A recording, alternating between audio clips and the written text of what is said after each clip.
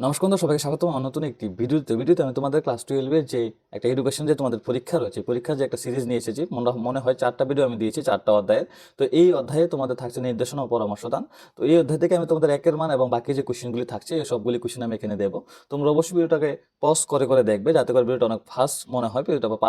Fast তোমার কাছে লাগতে পারে। তো তোমরা অবশ্যই এটা স্লো করে নেবে, যাতে করে পড়তে তোমাদের সুবিধা হয়। তো যদি চ্যানেল নতুন হয়ে থাকো, তাহলে চ্যানেলটাকে অবশ্যই সাবস্ক্রাইব করে নেবে। আর যদি চাও বন্ধু বন্ধু এবং বান্ধবীর সাথে অবশ্যই চ্যানেলটাকে শেয়ার করে দিতে পারো। এডুকেশন জিনিস শেয়ার করা খুব ভালো জিনিস, একটা ভালো একটা কাজ, মনে শান্তিও পেতে পারো তুমি, দেখবে। তো চলো এখন দেরি না করে ভিডিওটা আমরা শুরু করি। তো চলো দেখো, যে অধ্যায়টার নাম হচ্ছে, এটা হচ্ছে নির্দেশনা ও পরামর্শ দান। এই অধ্যায় থেকে প্রথম যে কোয়েশ্চেন একের মানে হচ্ছে চুজিং এ ভোকেশন, পুস্তকটি রচনা কে করেন, নির্দেশনার একটি গুরুত্ব লেখো, তারপর পরামর্শ দান কোন বিষয়ের ফলিত শাখা, দুটি অপসংহতিমূলক আচরণের উদাহরণ দাও, গাইডেন্স বা নির্দেশনা কথার অর্থ কি, ব্যক্তিগত নির্দেশনা কাকে বলে, ব্যক্তিগত নির্দেশনা কাকে বলে, প্রত্যক্ষ পরামর্শদানের প্রবক্তাকে, ব্যক্তিগত পরামর্শদান কাকে বলে, কাউন্সিলিং কথার অর্থ কি, শিক্ষায় পরামর্শদানের একটি গুরুত্ব লিখো, জানিজার সম্পর্কে লেখো,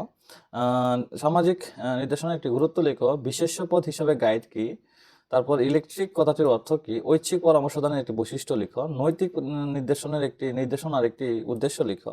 কাউন্সিলিং শব্দটি কোন ইংরেজি ক্রিয়াপদ থেকে এসেছে, নির্দেশনা বলতে কি বুঝো, তারপর দেখো গাইড কথাটির শব্দটির অর্থ কি, প্রত্যক্ষ পরামর্শদান কৌশল মূল প্রবক্তাকে, তারপর ব্যক্তিত্বের টাইপ বলতে কি বোঝায়, তারপর অপসংহতি কি, বিষণ্ণতা প্রতিকারের একটি উপায় লেখো, প্রত্যক্ষ পরামর্শদান প্রক্রিয়া যে কোনো একটি স্তরের নাম লেখো, দুটি স্তরের নাম লেখো, ব্যক্তিত্বের বিকাশ কোন দুটি শক্তির উপর নির্ভর করে। তারপর দেখো কত সালে নির্দেশনার ধারণা প্রথম প্রকাশিত হয়, কে প্রত্যেক ব্যক্তিকে 7 পয়েন্ট স্কেলে পরিমাপ করেন, শিশুর মানসিক চাহিদাগুলি কি কি, ইংরেজি গাইডেন্স শব্দটির উৎপত্তি ঘটেছে কোন শব্দ থেকে, নৈতিক নির্দেশনা কি, শ্রেণী থেকে পালানো কাকে বলে, ইলেকট্রিক কাউন্সিলিং বা এর আক্ষরিক অর্থ কি, তারপর দেখো ভীরুতা কি, তারপর আচরণগত সমস্যার প্রধান কারণ কি, তারপর সিইই এর পুরো নাম কি, এসবিজি এর পুরো নাম কি, এসসিআরটি এর পুরো নাম কি, সিআরসি এর পুরো নাম কি, এনসিইআরটি এর পুরো নাম কি, সবগুলি দেখবে এখানে। তো তোমাদের 2 মান থাকবে অধ্যায় থেকে, নির্দেশনা ও পরামর্শদান থেকে। তো প্রথম দেখো, অপসংহতিমূলক আচরণ কাকে বলে,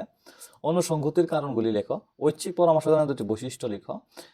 হিপোক্রেটিস ব্যক্তিত্বকে কয়টি ভাগে ভাগ করা যায় সেগুলি লিখো, উদ্বেগ প্রতিকারের দুটি উপায় লেখো, ব্যক্তিত্ব বলকে কি বুঝো, পার্সোনালিটি শব্দটির ব্যুৎপত্তিগত অর্থ কি, তারপর ব্যক্তিত্বের সংরক্ষণ বলতে কি বুঝো, পরামর্শদান বলতে কি বুঝো, তারপর দেখো থাকছে আরো পরামর্শদানের ব্যুৎপত্তিগত অর্থ কি, প্রত্যক্ষ পরামর্শদান কি, প্রত্যক্ষ পরামর্শদানের প্রবক্তাকে, প্রত্যক্ষ পরামর্শদানের দুটি বৈশিষ্ট্য লিখো, খুব সুন্দর কোশ্চেন, প্রত্যক্ষ পরামর্শদানের দুটি বৈশিষ্ট্য লেখো, অপ্রত্যক্ষ পরামর্শদান সরি, তারপর দেখো অপসংহতি কাকে বলে, অপসংহতিগত বা কারো কি কি, খুব সুন্দর কোশ্চেন, দলগত পরামর্শদান বলতে কি বুঝো, শিক্ষার পরামর্শদানের দুটি গুরুত্ব লিখো, নির্দেশনা কি, তারপর ব্যক্তিগত নির্দেশনা কাকে বলে, একটা ব্যক্তিগত নির্দেশনা কি, ঠিক আছে, এটা কি হচ্ছে ব্যক্তিগত নির্দেশনা কাকে বলে, এটা হচ্ছে ব্যক্তিগত নির্দেশনা। 3 মান থাকছে উদ্বেগের কারণগুলি লেখো, উদ্বেগ দূরীকরণে উপায়গুলি লেখো, তারপর দেখো অপসংগতিমূলক আচরণ দূরীকরণের 5টি উপায় লেখো, তারপর ব্যক্তিত্বের প্রকৃতি বা নেচার বা স্বরূপ বিশ্লেষণ করো, আলোচনা করো, তারপর থাকছে প্রত্যক্ষ পরামর্শদানের বৈশিষ্ট্য আলোচনা করো, খুবই ইম্পর্টেন্ট, পরামর্শদানের অর্থ সংজ্ঞা নিরূপণ করো, আলোচনা করো, পরামর্শদানের প্রকারভেদে আলোচনা করো, খুব সুন্দর কোশ্চেন। তারপর দেখো থাকছে আরো প্রক্রিয়াগত পার্থক্যের ভিত্তিতে পরামর্শদানকে কয়টি ভাগে ভাগ করা যায় ও কি কি, তারপর নির্দেশনার অর্থ ও সংজ্ঞা নিরূপণ করো, তারপর থাকছে অপসংগতিমূলক আচরণের অর্থ ও সংজ্ঞা উল্লেখ করো, তারপর থাকছে দেখো এই 4 মান, তো প্রত্যক্ষ পরামর্শদানের বৈশিষ্ট্য আলোচনা, খুবই ইম্পর্টেন্ট কোশ্চেন, শিক্ষায় নির্দেশনার গুরুত্ব সম্পর্কে আলোচনা করো, তারপর দেখো শিক্ষার্থীর মধ্যে অপসংগতিমূলক আচরণ সৃষ্টির কারণগুলি উল্লেখ করো, ব্যক্তিত্বের ধরন বা টাইপ বা প্রকারভেদ সম্পর্কে আলোচনা করো, তারপর থাকছে তোমাদের কোশ্চেন, নির্দেশনার প্রকারভেদ বা টাইপ সম্পর্কে আলোচনা করো, তারপর দেখে আলোচনা অপ্রত্যক্ষ পরামর্শদানের বিভিন্ন স্তরগুলি আলোচনা করো, তারপর থাকছে শিক্ষার পরামর্শদানের গুরুত্ব আলোচনা করো, তারপর থাকছে তোমাদের, হ্যাঁ, এরপর থাকছে তোমাদের অন্তর্ভুক্তিমূলক শিক্ষা পরের অধ্যায়। তো এইটা এতটুকু পর্যন্তই রয়েছে। তো তোমরা অবশ্যই পরে যে ভিডিওটা আসবে তোমরা অবশ্যই দেখবে।